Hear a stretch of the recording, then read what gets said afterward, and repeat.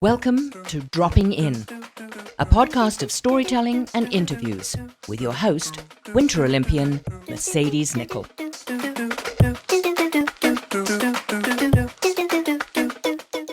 Thank you so much for dropping on Series 10. I kind of can't believe we've done 10 series. This is take 2 on the Whistler Kids series. We had a really great first series of Whistler Kids, and there are so many amazing kids that I asked more people to come on. Now, Whistler gets a lot of visitors, but for those of you that don't know, we have almost 12,000 residents, 2 elementary schools, 1 private school, 1 high school, in this pretty sweet community we call Whistler. Whistler does produce a lot of Olympians and athletes, and I'm excited to share this series with you. I'll be chatting with a diverse group of Whistler kids who grew up in our small Canadian mountain town, from writers to Olympians, business leaders, and all-around talented people who have come out of this town, Little Whistler. It is May 8th, 2023, and I thank you again for dropping in with us today. This is episode 81. Let me introduce the guests that we will be dropping in with today. This guest seems to do everything. If you come to Whistler for a fun event, you can bet that he will probably be your MC. Now, you may be asking why. Well, not only does he have 21 years of hosting and MCing under his belt, he's a hell of a lot of fun. His pre-Whistler years were spent living without electricity in northern BC.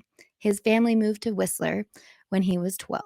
He graduated in 1999 from the University of Victoria with a Bachelor of Fine Arts, Creative Writing, and Film Studies.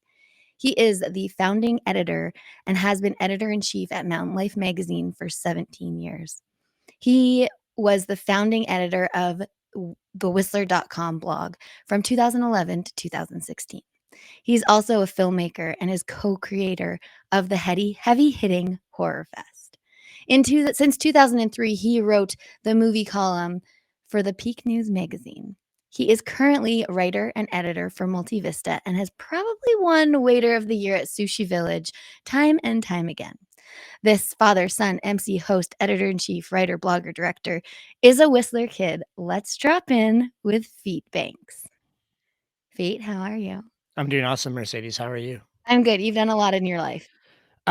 It's interesting to hear it in a list there. Yeah, I think we've had a lot of opportunity to do a lot because in Whistler, there's no shortage of good times to be had and no shortage of good things to do.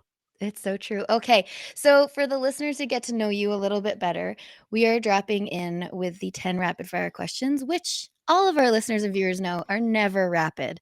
I feel like I should rename them, but it's still fun. Are you ready to drop in? I'm always ready. All right, where in the world are you today? Right now I am at home in the thriving metropolis of Squamish, British Columbia. It is a thriving metropolis. Okay, this is my favorite question for Whistler kids. Number 2, what would you choose if you had to? Whistler or Blackcomb? I'm a Blackcomb kid. I mean, in my day, Yeah. the mountains were a separate entity, and not everyone could afford a dual mountain pass. So depending on who your friends were, also kind of dictated what mountain you would ride. And we definitely we came up on Blackcomb Mountain. Okay, but what about your family? My family, my dad worked for Blackcomb, so we were loyal through that as well. Obviously, he worked for the mountain. We did have dual mountain passes. Plenty of fun times spent on Whistler as well. But yeah, no, we're Blackcomb family, and I'm a Blackcomb kid. Okay, I love it. I do love hearing the differences for sure. I'm a Whistler kid through and through. Obviously, you probably know that from my brother. Yeah. Number 3, what was your Whistler hangout when you were a kid, and what is it now? So I mean, I'm of a certain vintage where we were lucky as kids. We had Whistler Wonderland, the arcade / mini golf course in the basement of the conference center, which became the Tourism Whistler, Whistler.com blog offices. Yeah. It was crazy because I'd go up to visit somebody in IT and I'd be literally in the room where I remember my buddy Cortez being super high on mushrooms that he had to hide under the pool table. And I'm here to talk about like some code problems with the blog.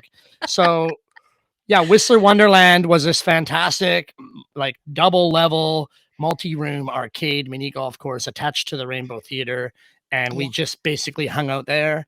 You can climb up onto the roof of various things at the conference center and do whatever it is that teenage kids do.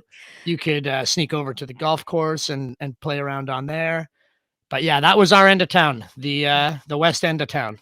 Isn't that so funny? I remember the air hockey up in that upper level. And when I go into those offices now, I can't.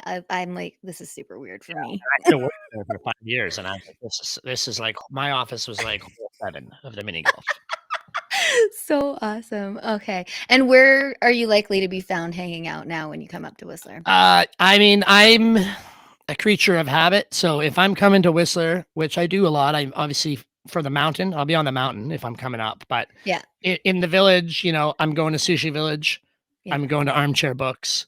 I'm going to Evolution, and I'm going to see Yosuke at TMC Free Riders. And that's basically where I go. I take my kid to Rocks and Gems to look at the cave bear skeleton. That's fair enough. Yeah, but generally Sushi Village would be my place where I was lucky. I ate there 2 nights in a row this week, which is a fantastic gift. Do you have a favorite roll? I now order the superhero roll for sure. Yeah. That hasn't existed my whole life, but I'm quite fond of it since it's been invented. As am I. A Sushi Village, shout out. Okay, number 4. Are you a morning person or a night owl? It's changing as I age. I used to be a night owl, and part of that I think is because when we were kids, I grew up in Pinecrest, so outside of Whistler until I was 16. I lived like there was no bus. I lived in basically at Lucille Lake, and so the school bus would leave Pinecrest at like 7:30 to get to Pemberton, and so by the time I got on the school bus after school coming back from Pemberton, I would fall asleep every single day. I would have a nap at like from 3 to 4. I would have a nap, and then I would be wide awake until 1 in the morning. So that was all through high school. I was up late reading comic books. I'd watch Sportsnet at 11 and then go read and draw and write comic books till 1 or 2 in the morning, and then get up and go to school and then fall asleep and repeat. Yeah. Then moving into working at Sushi Village and moving into the food industry, you finish work at 10:30, 11:30, and you're, that's what would feel like 5:00 to somebody else. Yeah. So yeah, night owl until I retired from that at around age 30. And now I'm seeing the value of getting up at 6 and crushing a couple hours of whatever needs to get done before the rest of the world sort of starts turning. That's awesome. That's very true, I think, to most people, I would say. Awesome. Number 5. Well, we kind of just got into this a little bit, but how do you start your day? Yeah. As a father, I start my day like making a lunch, right? Okay. But if I'm up early, I'll get a coffee, I'll come in.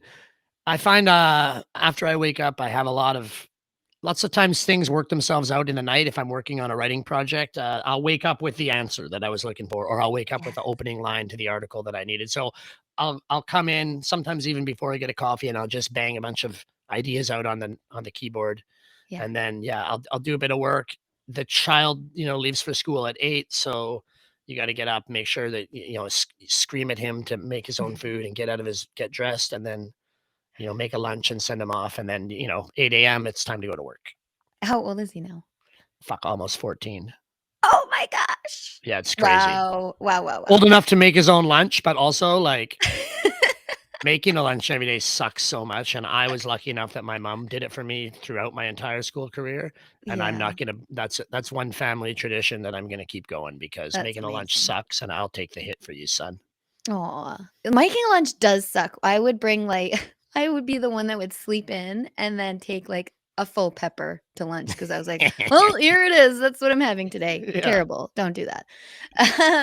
Okay. And then just to follow up on number 5, how do you shut your brain off at night? Like if you've got all these like things going on.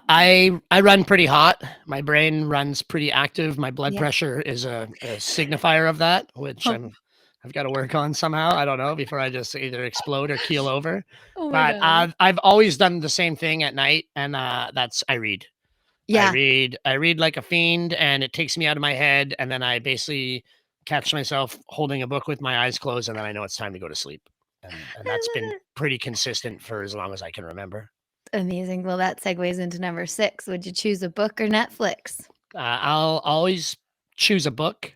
Yeah. I mean, I did write that movie column for 18 years, and I'm a Yeah. huge movie lover, Yeah. and I definitely have spent many an hour on a couch watching movies, in movie theaters watching movies, loving it. But these days, I so much of my day is spent looking at a screen that I'm Yeah. always happy to not look at a screen.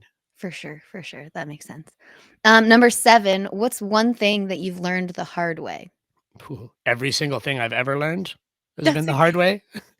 Um, yeah, I mean, That's on one point. thing I've learned the hard way, you shouldn't sleep with people that you don't love. Oh, good tip. Yeah, I mean, it's a thin line, obviously, and sometimes you don't know if you love them or not. But if you know you don't love them, definitely you shouldn't sleep with them, even though you want to, Okay, I because like it that. never I'm gonna works take out. that tip.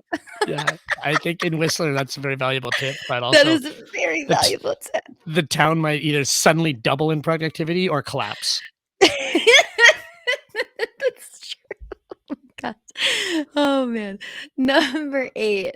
Whew. What would be your favorite sport? Whew. It's, I mean, I'm a skier, right? And my whole entire life has been, as long as I can remember, it's been around like skiing. Yeah. Um, these days, I really enjoy fly fishing, and I'm Oh. slowly almost starting to prioritize fishing over skiing. But it hasn't gone the whole way there yet. But definitely, I'm a skier with a blossoming fly fishing habit. Dude, that's funny because I had Billy Bridges on the mental health series, and he's like that is his go-to for mental health care is fishing, and I was like, "I need to try that." It's pretty good. I mean, you're standing in a river, usually around here, usually we're in a river. You're Yeah. literally standing in the flow of time and the flow of the world in water, and you're doing this super complex thing that requires a lot of attention Yeah. to do correctly, and it's repetition, and it's honing of that repetition of the motion, and it just combines a lot of things that is I can see why, it shuts the brain down, similar to how, being on the edge of something really serious on the mountain, and you Yeah. laser in and get into that, what Just everyone that calls focus. the flow state. Yeah. This is a way to do it without really risking your life, I think. So I think as that's I me get with older, golf. yeah, it is very similar to golf. Like your cast as you're learning in your golf swing, Yeah. the Yeah. tiniest little difference can make a huge difference Ah, in where your thing ends up. So yeah. yeah. That's true. Wicked. Okay. This will be an interesting one then for you next. Number 9, lakes or mountains? Phew. I mean, as I feel again, it changes as you get older Yeah. because the tolerance for cold goes Mm, down and the tolerance for being warm and happy goes up. yeah. So Me also, too. I mean, they're both busier than I remember from my youth, Yeah. but You can I'm say still both. picking mountains. Okay. I'm still picking mountains over lakes. I think if it was lakes or ocean, it's a Yeah. trickier one because the ocean's pretty incredible. I love You can just look at it for your whole life. totally. I don't surf well. I feel like I could Yeah, just I don't look do at the that. waves for Yeah. I'm like, I don't understand it. Yeah, no, I don't surf either, and I'm not very good at swimming. So Okay. Mountains it is. All right, mountains it is. number 10, the last question. What is one core memory from your childhood in Whistler? Oh man. I know it's a hard question. I don't know what I would say. I Both you mean, and yeah, go ahead. I think there's like the first year that I moved to Whistler, I was in grade 7, and it was when they had just built the very first village gondola, Okay. and there was all kinds of parties, and there was a band in Village Square, and there was another band up in Mountain Square, and it was a fiesta, and like I was just old enough that my parents were like, "Yeah, just run around and have fun." And I'd never been in a town where there's no cars to run you over, and I just remember being like, "This place is insane. Like this is like a party, but it's where we live." And that always stuck with me, that feeling of just absolute, this is so different than anywhere else that I've ever been in my life. Yeah. And I have this newfound freedom and I love it. But I also like a real core memory is being in like grade 8 or 9 and being not bum skid kids, but we weren't, nobody had a car and we just had to get around on our own, and we needed to get from the village, and there's 4 kids and 1 bicycle. So like Corey-in-law, and he would sit on the handlebars. Somebody else would be sitting on like pegs on the back.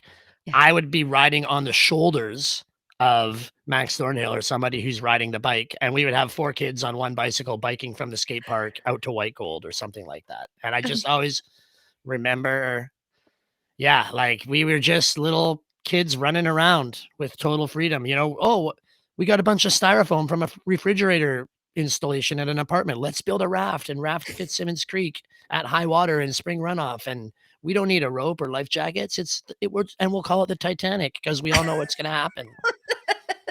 And those kinds of things, just being kids running around. Yeah, those are good memories for sure. So that was the rapid fire. Now we get to talk about you crushed it. Absolutely ready. crushed it. No, you crushed it. Now we just get to talk about what it was like more so growing up in Whistler. Like obviously you came in grade 7. For sure. I just had Bo on the last episode, and he also talked about the arcade and the hangout area. I do want to like give the listeners and viewers like an idea of because Whistler's changed so quickly and like grown a lot. What was it like for you like back in the day, like strolling through the village? Like you said, Yeah. the gondola was like just there for the Like first time. 1988, Myrtle Phillip Elementary School was right across the street from the village. So like where Yeah. High Steakhouse is was the grade 7 class. I came into school a month late too, so a lot of the new kids had already integrated, and then I came in late, and it was a grade 6, 7 mix. There was only a dozen kids in grade 7, if that, right? So small. It was small. Everyone knew everyone. I couldn't believe that we weren't allowed to cross the Village Gate Boulevard to go into the village at lunch because I wanted to go buy Ninja Turtle stuff at the toy store, and there was like a crossing guards. And I get it because it's a kindergarten to grade 7 school, but also like in northern BC, I would, the year before in grade 6, like I would walk a mile and a half home from the school bus, and like if I could, I was supposed to kill dinner on the way home. Oh my gosh. And then get home and light a fire in an empty house so that the house is warm when my parents get home. Yeah. And then in Whistler, they're like, "You're not allowed to cross the street." and I'm like, "Are you guys idiots? Like, I'm literally just going to go to the end of the soccer field and jaywalk by the fire hall and go to the village. Like, you're basically preventing me from doing it safely is all you're doing." And I just remember being like, this is kind of stupid, but also now that I'm in the village, this is the best, right? But there was 1 stoplight and 1 blinking yellow in Creekside, and that was it for stoplights. And then think about the stoplights now; they're everywhere. I totally remember that when I was growing up, we lived in Alpine, and the directions that you would give people. Well, go through the first set of the lights and then turn at the second set of lights. Like it was. Yeah. There was not much happening in Whistler, but I mean, the ski hill was so incredible. Coming from northern British Columbia, like I learned to ski in Smithers, right? Fantastic hill. It was 1 T-bar, 1 chairlift back then. And then I came to Whistler, and like the first time we didn't even get off the Wizard because I didn't even conceive that there was a whole mountain of lifts, right? Because the Wizard was the biggest lift I'd ever been on. Yes. And I just like remember being like, whoa, what? There's a whole nother. And in those days, it was the chairs had names, but everyone on still called the Blackcomb chairs, chair 1, chair 2, chair 3, chair 4, chair 5, chair 6. Okay. So, we're going to chair 6. I'm like, where the hell is that? Right. Like, I don't know because I'm a Whistler kid. Tell me more.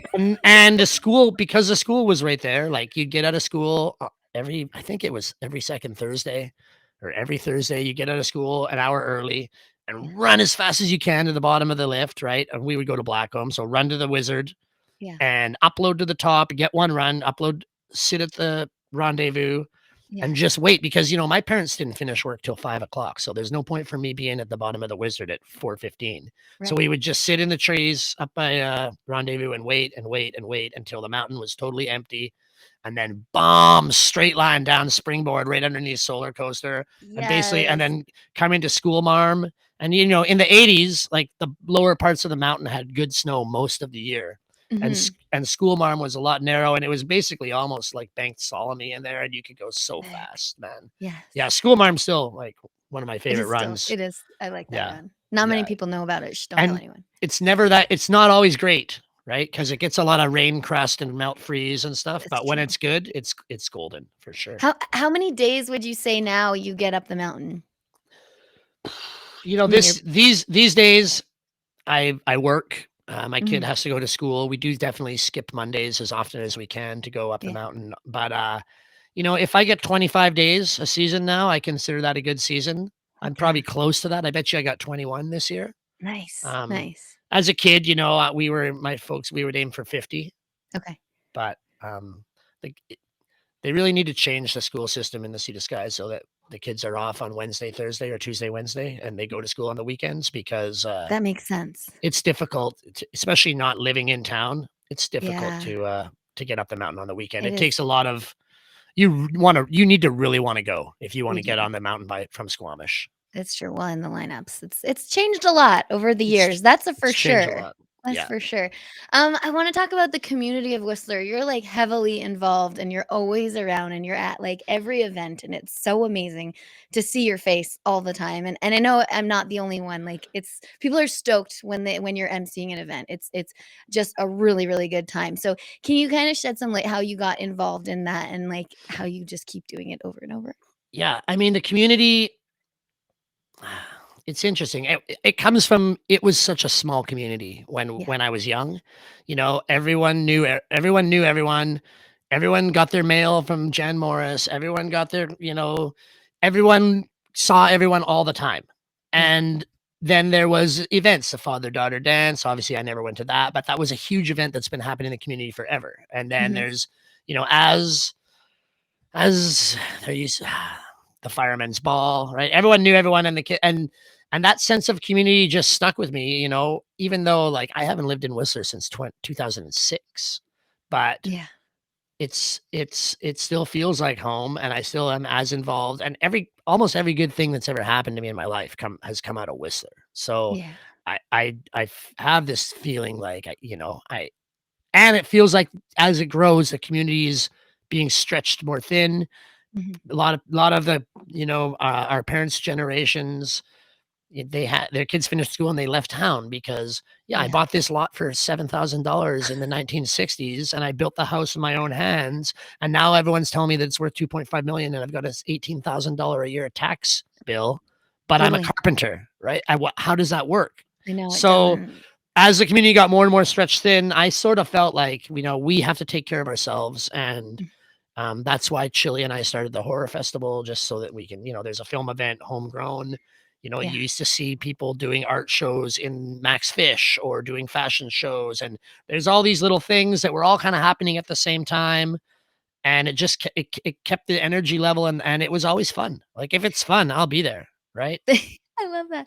Let's touch on the Horror Fest. For those that don't know, give a little explanation, from its infancy to now, and obviously COVID was not helpful for that, but Yeah, I mean, lots of things weren't helpful, but how it started was, you know, I came out of university with a film degree, and it mhm, was right when um, exciting things were happening in skiing. And my buddy Travi and Chili were working at Sushi Village, and Travi's like, "Hey, let's buy these brand new 3-chip mini DV video cameras. It's the coolest technology.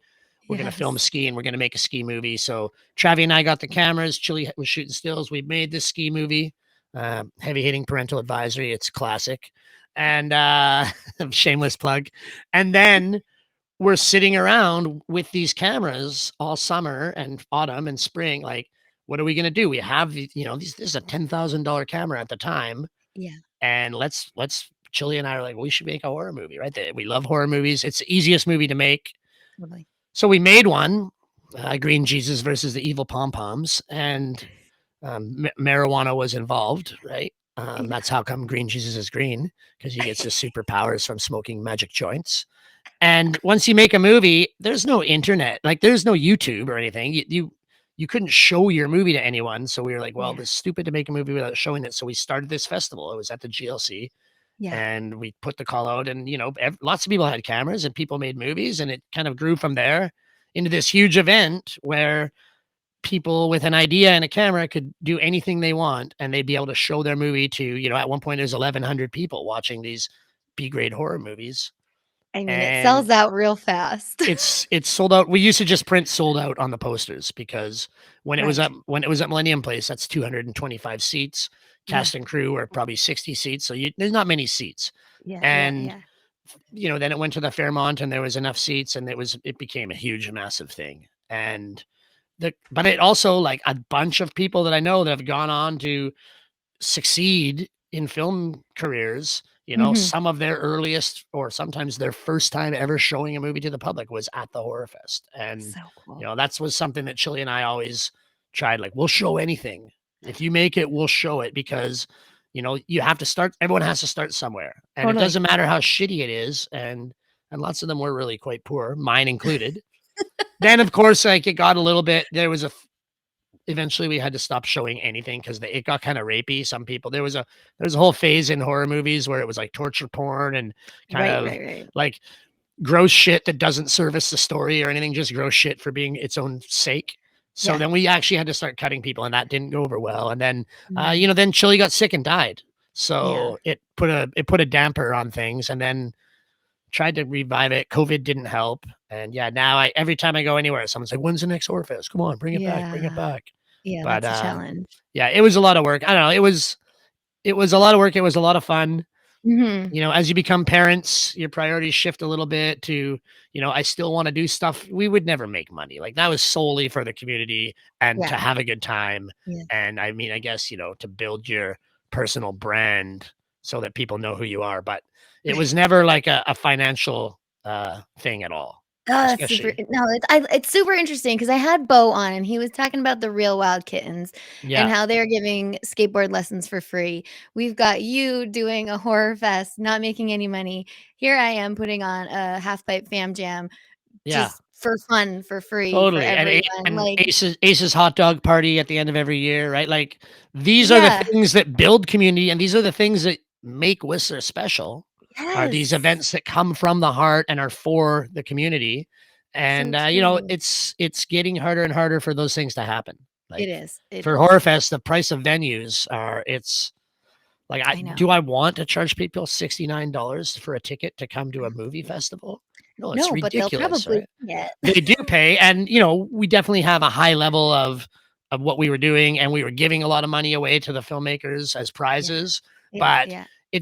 a film festival ticket should be $25 for the I same know. experience, Yeah. right? Yeah. But in Yeah. Whistler, it's like, well, we treat you, Feet Banks, the same way we treat Microsoft when they come to town. Like, here's Which what is it brutal, costs. which is Here's what it costs. brutal. Yeah, no, totally brutal. It's And not right. that's, part of the that conference center in the 80s, people from the community came out and volunteered to finish building that thing because construction had stopped. There was a Oh, recession. Interest rates were at something like 20%. right. And it was full stop. And the community came together and went to work because they knew, if we don't get this conference center built, like, no one's ever going to have a reason to come here. Yeah. And then, fast forward 30 years and It'll be this. try booking that conference center and see what Yeah. happens, right? Yeah. You Yeah. got to be a True. bazillionaire. Yeah. Ugh. Well, at least we all have still good hearts. We do. And I mean, that's always going to win in the end, right? The heart, Yeah. lead from an open heart, and everything's going to be okay, right? It's going to be a Yeah. challenge, but your heart's open, so it'll work itself out. Totally. Okay. So now you are still editing, writing, like full time. Is that still enjoyable for you? You love it? It can be. Yeah. It's, there's definitely times where you're just doing a job, same as Yeah. anyone. But I during the COVID, we had a bit of free time. I started my pie magazine, piequarterly.com, shameless plug. No, I didn't add And that in there because I wasn't sure if that was still going. I Tell me mean, more about it. Tell me it's more about going it. pretty slowly, but I don't know. For whatever reason, I always wanted to have a magazine about pie, and I wanted it to be called Pie Quarterly. And so, the COVID happened, and I lost the movie column because all theaters closed, and the Peak magazine had to go down to survival mode where they could only afford to pay their full-time staff, and Yeah. columnists were columnists, and I did it. Oh, two weeks to flatten the curve, I'll do it. And that Yeah. that 2 weeks became like a couple of years or whatever. So I Perfect. had a bit of free time, and I was like, oh, I'm going to do this pie magazine, and I'll just do it as a website because that's freer or cheaper. Yeah. Yeah. So I Totally. built it, and it's basically just a portfolio of all my favorite stuff that I've written from the past. And then Cool. it's a place where I can put new stuff that I might not be able to sell to, I'm not going to be able to place the article about masturbating to stay awake while you're driving. in the mountain life, right? I Which wish is you an old would. Whistler trick, from the Whistler cab drivers. So, and of course, there's recipes for pies, and it's not a super active thing, but it's also called Pie Quarterly. So if you get one email every 3 months, Yeah. it's true to the name. And Yeah, of yeah, course, yeah. I mean, in Spanish, PIE is PA feet, so it's a double entendre. That's funny. Yeah, that's I French like for it. two entendres. Oh my gosh, feet banks. What else can we say about Whistler kids? Well, we can say we should probably talk about the time that Shania Twain called you out at the concert for like 45 seconds and told the entire world how awesome you are. Oh my gosh, that was unexpected That and was incredible. I don't know, but none of the kids from Northern BC that I know ever had that happen to them. So there's something about the water in Whistler. it is there is something about good humans coming out of Whistler and no, that was crazy. And I didn't even get to hear what was she was saying until someone sent me a clip and I was like, Right. "Oh man, she's so I know thoughtful." she didn't just call your name. She talked about like how inspiring it is, what you do, and like, yeah, it was crazy. It It's was awesome. crazy. I do have one thing to say about Whistler, and I don't I don't want to rain on the parade, but when we talk about these events that you throw, that I threw, Yeah. there did used to be more of these homegrown events, and even this year at the ski and snowboard festival, like we could see how hungry. Thankfully the Gibbons team put on the filmmaker and the photographer and the intersection, Yeah. and you could see how hungry the town is for art. And Mhm. I just feel like obviously I'm a little bit not tapped in up there anymore to what's happening with the youth culture, but I just feel like, when we were young, my buddy Chili, who was a painter and would throw events and have these festivals and stuff, like he could pay $700 a month or $600 a month for his own room with a little ensuite with a sink so that he could set up a canvas in his room and paint and clean his brushes Mhm. and become, one of the best landscape artists in the country. And I feel like nowadays, at the same time, I had my own room with a rudimentary editing computer where we could work on movies. And our buddy Dave Barnes had his own room and he could do his quiet and sit there and do his pencil illustrations. And Yeah. the fact that I feel like a lot of kids now, either they don't have their own room and they don't Mhm. have their own space to create art, or if they do, they have to work 3 jobs to be able to afford that space. So they don't have the time and the energy to create art or plan Totally. an event like the Fam Jam or an event like the fashion shows that Shirai used to do or Aces. And, Totally. and so there's no space and no time and no energy for this younger generation. How do we expect anyone to do anything when they're all in survival mode just to try and chase this life that we had? And I'm scared that, I'm almost 50 years old.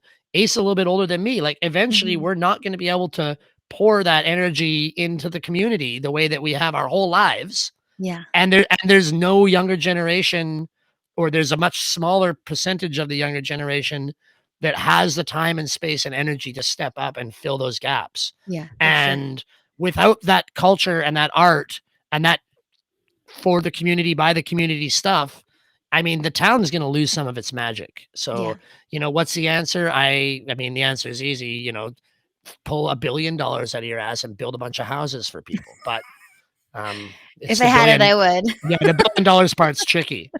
So I don't know what's going to happen up there. I hope that, I was talking to Kathy Jewett and she's like, the stuff we do now isn't going to pay off for 10 years. But if we don't do it now, it's never going to pay off. So Yeah. hopefully the future, everyone knows the problem. It's just, Mhm. Mhm. hopefully they can find a way to solve it or at least dampen it before it's too late, because that community energy is a huge part of why we came to Whistler and what ended up keeping us there. Yeah. And if it just becomes a place where kids from Europe come with $15,000 in their bank to offset their lifestyle, do a bunch of blow on the mountain and then bounce after 8 months, That's that's not a not a community. community. That's not a No. community, right? No, And not at and all. and I mean, we see that happening. Yeah. Yeah. Well, I we guess we got should try and end on something more positive than that. No, no, that's the truth though. Like I hope that the next generation can sort of figure it out to keep that spark going. Yeah. I mean, obviously the the one salvation might be the kids that are growing up there with their parents, because those kids have a bit more space than the people that have to pay their own rent. Totally. And, if there's one thing we know about Whistler kids, it's some of the most inspiring people I've ever met in my life. And from Jesse Braidwood to Neve Peterson to, these people are so lovely and kind and incredible to each other. And a lot of them are really smart. And you, when you grow up in Whistler, you grow up like, oh, there's Sean and Kai and Callum, and those guys are 12 years old and they're in Mega. Oh, there's Mercedes. She's in the Olympics as a teenager. Oh, there's when I was a kid, it was like, there's Dan Wortell. He's getting photos published in snowboard magazines in grade 9. Oh, there's Browner, and those guys just started a company. Oh, there's Sean Sadler, who's a tech genius. And you grow up seeing people, your peers, your friends, finding success in any venue that they want. And I think that is the best thing about Whistler is growing up there. You don't ever feel like there's a ceiling on what's achievable, because all around you, people are absolutely crushing it. I totally agree. And that's exactly why I did this series, because it is so much more than just athletes in this town. Yeah. Though we have like amazing athletes, and like there is an Olympian around the corner everywhere you look. Totally. But like you are an amazing human, and everyone that you just named has a different story. And I hope I can touch on all of them, because I think it's such a great humans that come out of here. I don't know. Is it the water? Maybe. I think the water plays a role. I think it's everything, it's the trees, it's the mountains, it's the fact that you grow up knowing that there is a line of risk in life. And if you're just going to coast forever, you're not going to have as much fun as these people that are over there pushing the edge. But also, things can go sideways. So you got to make every day count. And all these things come together for Whistler kids. And then they just grow up being the best kids in the world. It's awesome. Well, Feet, thank you so much for dropping in today. I just want to give a couple takeaways. Masturbating to stay awake. Loved that one. That was that's on Pie Quarterly. I think it's called Life Hacks, Stay Awake by Driving. I can send you a link if you want. It's a Whistler cabbie technique that no cabbies actually wanted to own up to, but I know for a fact that it was a cabbie who taught me that. Not firsthand, not in person. These are like fun facts with Feet. Also, don't sleep with people that you don't love. It's important. It's that you don't love. You could change it, because sometimes you grow to love them. But if you don't love them, take the high road. Don't do it. And also, if you're thinking of doing something fun for your community, just freaking do it. For sure. It's such a great opportunity for the next generation, also the older generations, to come back and enjoy it for themselves as well. So, Feet Banks, thank you so much for dropping in today. I really appreciate you. Mercedes, it's always nice to see you. Thanks for having me. So much for dropping in today. You can find everything you want to know about Dropping In with Mercedes at droppinginwithmercedes.com. Don't forget to subscribe on Apple, Spotify, and YouTube. Thanks DJ Kenosis for the music, and my mom for the intro voice.